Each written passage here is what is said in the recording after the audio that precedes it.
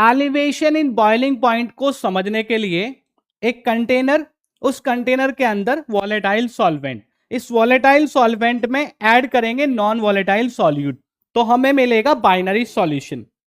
ये सॉल्यूशन, ये जो कंटेनर है, इसमें नॉन वॉलेटाइल सॉल्यूट और वॉलेटाइल सॉल्वेंट, इस सॉल्यूशन का वेपर प्रेशर इस सॉल्वेंट के वेपर प्रेशर से कम होता है। तो सॉल्यूशन का बॉइलिंग पॉइंट सॉल्वेंट के बॉइलिंग पॉइंट से ज्यादा होगा, जिसको हम कहेंगे elevation in boiling point. TB naught से बॉइलिंग पॉइंट ऑफ सॉल्वेंट को रिप्रेजेंट करते हैं, टीबी से बॉइलिंग पॉइंट ऑफ सॉल्यूशन को रिप्रेजेंट करते हैं। दोनों का डिफरेंस हमें एलिवेशन इन बॉइलिंग पॉइंट देता है, जिसको हम लिखते हैं delta TB equals TB minus TB naught.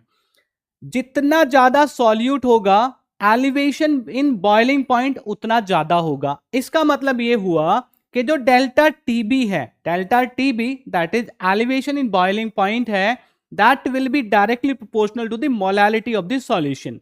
तो delta TB is directly proportional to small m, small m से मोलैलिटी को रिप्रेजेंट करते हैं। प्रोपोर्शनलिटी साइन को हटाने के लिए यहां पे प्रोपोर्शनलिटी कांस्टेंट लेते हैं, delta TB equals KB into M हो गया। ये हमारा मोलल एलिवेशन कांस्टेंट होता है, इसको इब्लोस्कोपिक कांस्टेंट भी कहते हैं। तो delta TB equals KB into M elevation in boiling point के लिए फॉर्मूला हो जाता है।